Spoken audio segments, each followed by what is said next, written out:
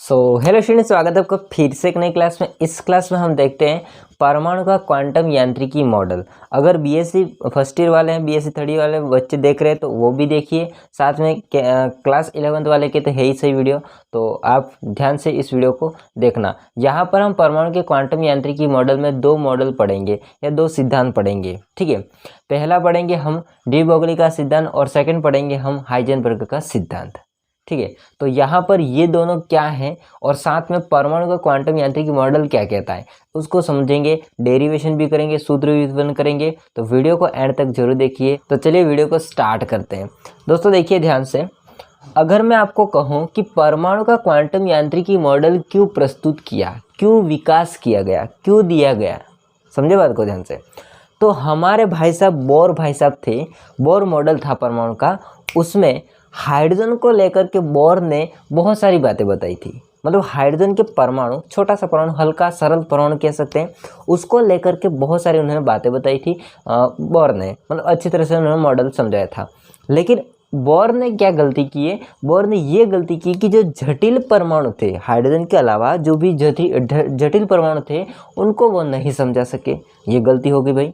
अब उनको समझाने के लिए हम यहाँ पर परमाणु का क्वांटम यांत्रिकी मॉडल पढ़ते हैं या फिर इसका विकास किया गया। तो यही बात है, पढ़िए इस बात को कि बोर मॉडल के पश्चात जटिल परमाणु की व्याख्या करने के लिए क्वांटम यांत्रिकी मॉडल का विकास किया गया। तो वही बात बोली है मैंने और यह लिखी भी वही बात है कि अगर जटिल परमाणु को समझाना है तो इसके लिए हमको पढ़ना पड़ेगा क्वांटम यांत्रिकी मॉडल। और इसके अंदर दो मॉडल या दो सिद्धांत आते हैं। पहला हम बात कर लेते हैं डी ब्रोगली का सिद्धांत। ठीक है,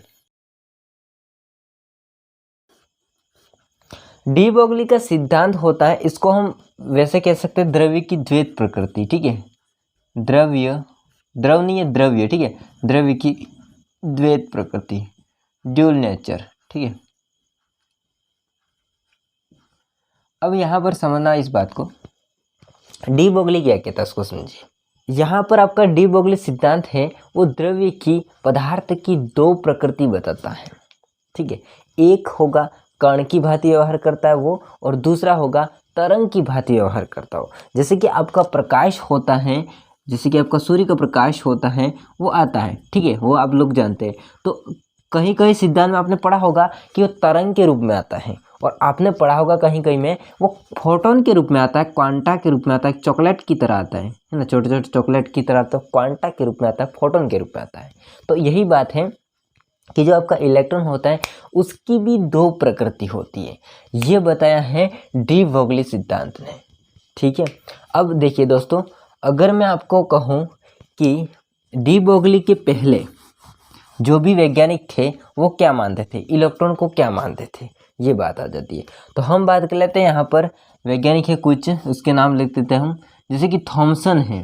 ठीक है, थॉमसन एक वैज्ञानिक था, है ना, जिसने तरबूज का मॉडल दिया था, हर कोई जानता है इसको। तो थॉमसन जो थे वहाँ से लेकर के सोमरफील्ड वैज्ञानिक थे, सोमरफील्ड वहाँ तक के वैज्ञानिक थे, वो इलेक्ट्रॉन के जो प्रकृति होते हैं वो केवल कण मानते थे। क्या मानते थे? केवल कण मानते थे। ठीक है, तो यहाँ पर इलेक्ट्रॉन की जो प्रकृति होती है वो केवल क्या है? कण है। लेकिन डी ब्रोगली वैज्ञानिक आए उसके बाद से लेकर के, यानी कि डी ब्रोगली वैज्ञानिक से लेकर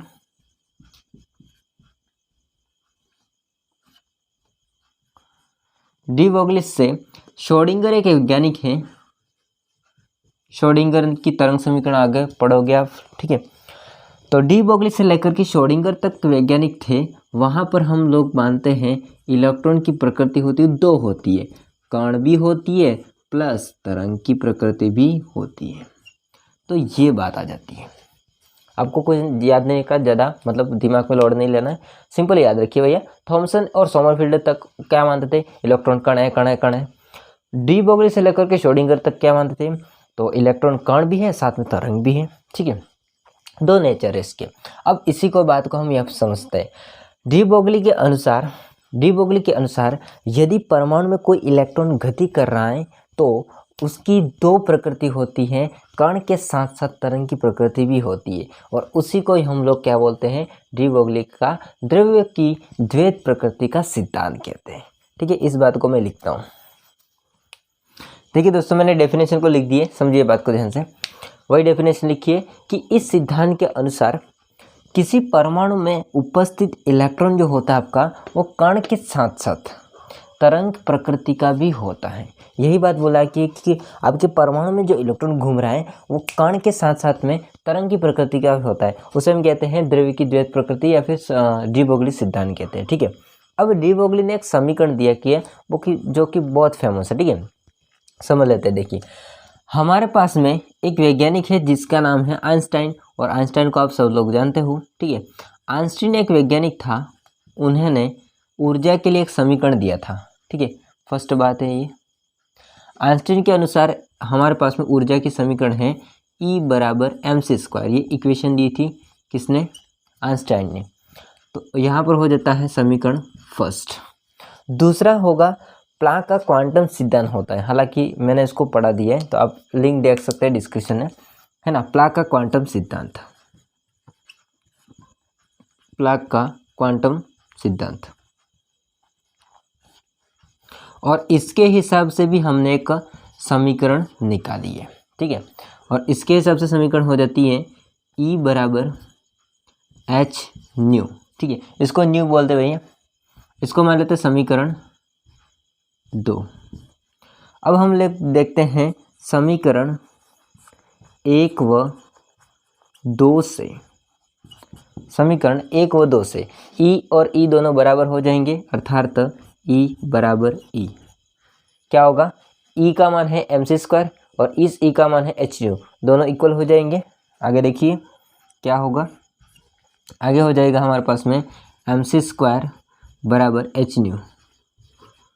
अब देखिए यहाँ पर आपका जो न्यू है वो है आवृत्ति, फ्रीक्वेंसी है। ठीक है, तो मैं यहाँ पर लिख देता हूँ, आवृत्ति जो होती है न्यू, इसकी एक समीकरण होती है जो कि c/λ।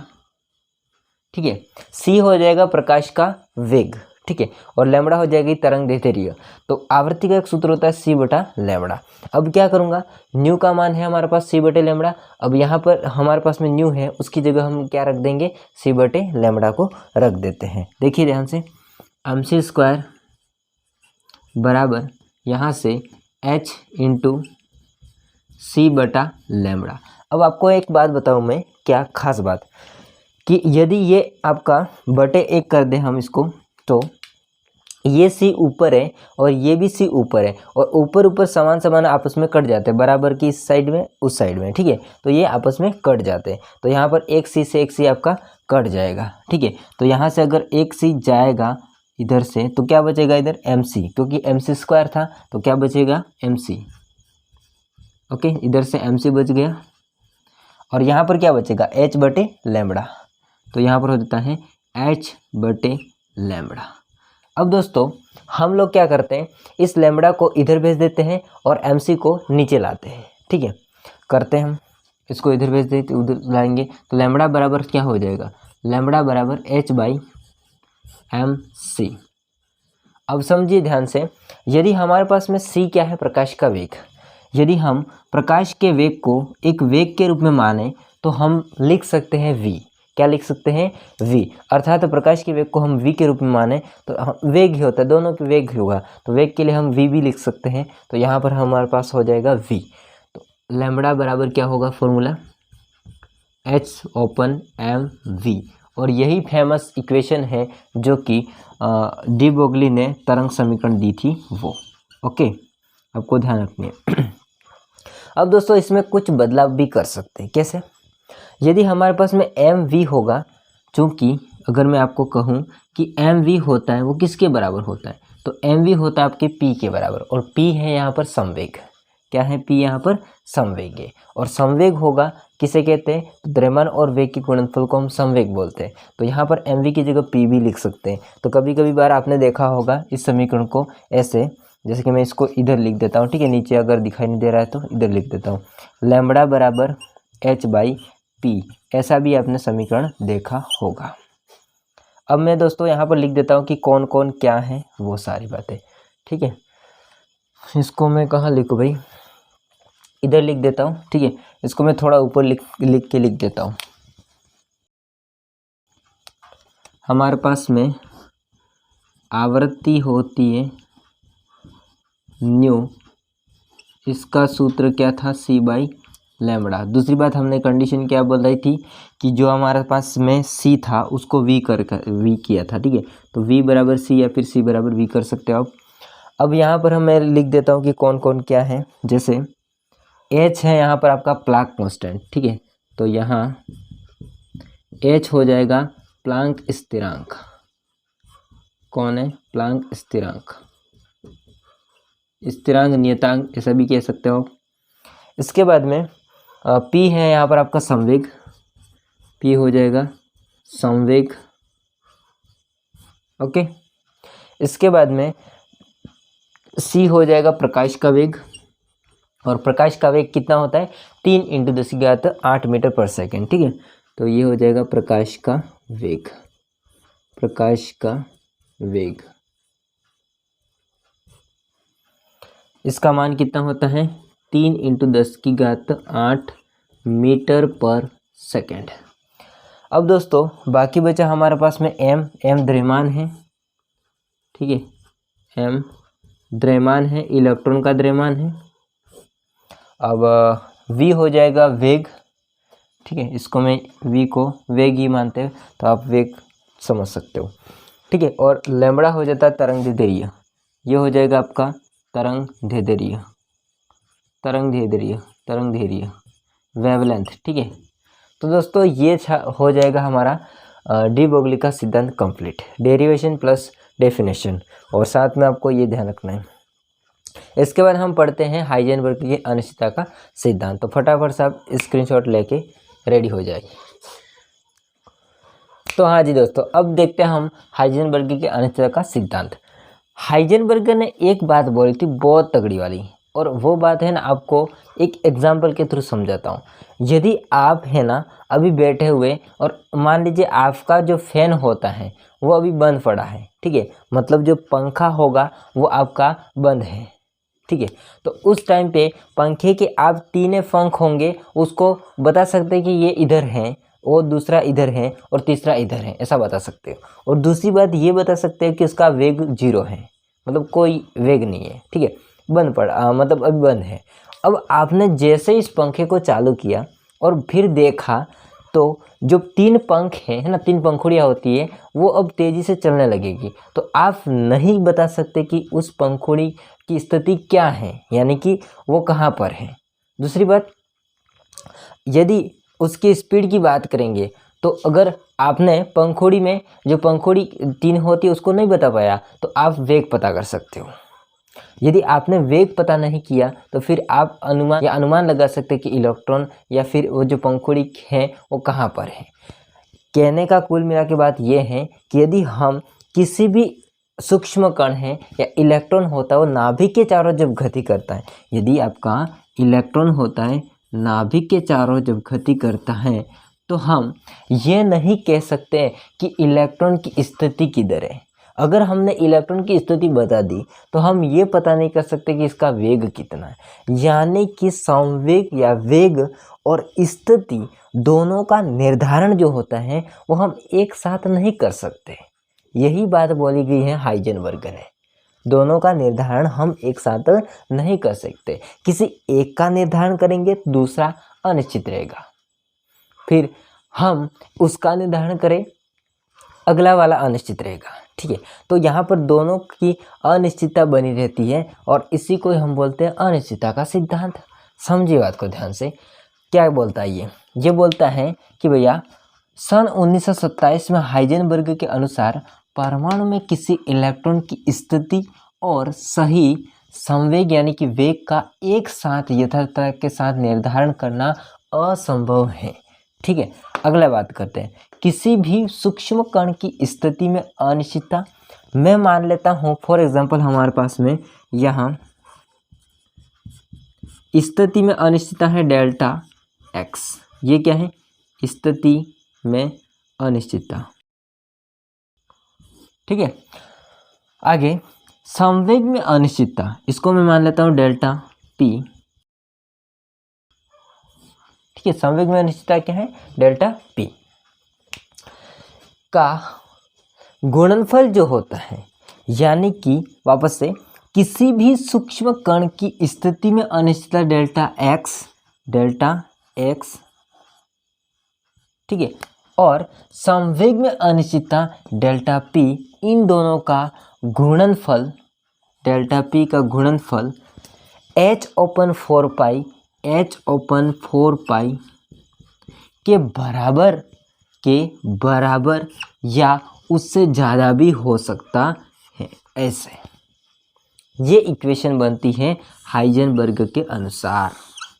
यदि हमारे पास में डेल्टा पी, यहाँ अगर चूँकि डेल्टा पी होगा वो संवेग है तो वो m डेल्टा v के बराबर होता है, यानी कि द्रव्यमान और वेग के गुणनफल को हम संवेग बोलते हैं। तो वही पहले मैंने आपको जस्ट बताया था, अभी डेल्टा पी है तो वो m डेल्टा v के बराबर है, तो हम इसकी जगह इसको भी लिख सकते हैं।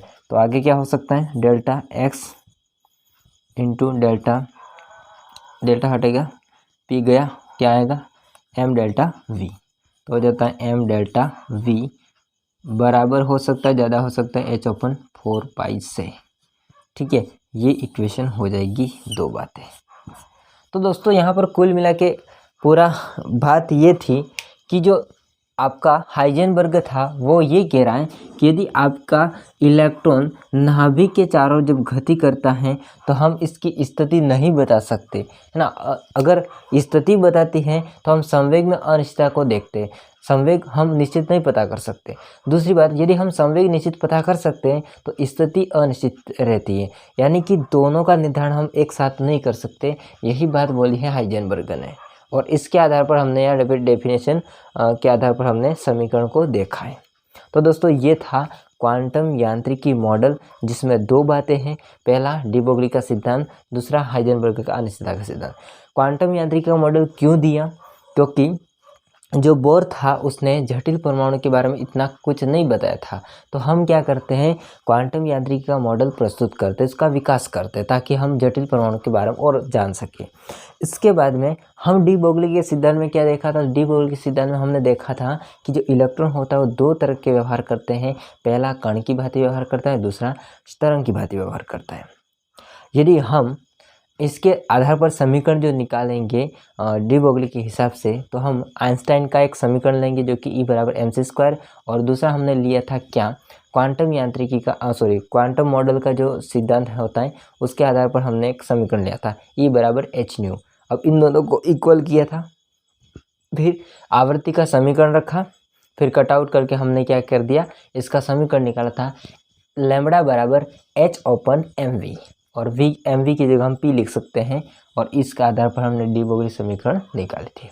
दूसरा हमने बात की है हाइजेनबर्ग की अनिश्चितता का सिद्धांत, तो यही कहता है कि स्थिति में अनिश्चितता और संवेग में अनिश्चितता का गुणनफल होता है वो h/4 पाई के बराबर या इससे ज़्यादा हो सकता है। हम अगर स्थिति में अनिश्चितता देखते हैं, यानी कि इलेक्ट्रॉन की अगर वेग की बात कर लेते हैं, वेग अगर अनिश्चित है तो आपका स्थिति पता कर सकते हैं, और स्थिति अगर अनिश्चित है तो वेग पता कर सकते हैं। दोनों का निर्धारण हम नहीं कर सकते हैं। यही आपका पूरी रामायण थी। ठीक है, तो आई होप को सभी समझ में आया होगा। कुछ डाउट हो तो कमेंट करके ज़रूर बताइएगा, और वीडियो अच्छा लगा हो तो वीडियो को लाइक कीजिए, अपने दोस्तों में शेयर कीजिए, और चैनल को सब्सक्राइब नहीं कर देना कि ताकि आपको अगला वीडियो जो आएगा और उसकी नोटिफिकेशन मिल जाएगी। ठीक है, तो मिलते हैं नेक्स्ट वीडियो में, तब तक के लिए जय हिंद, वंदे मातरम।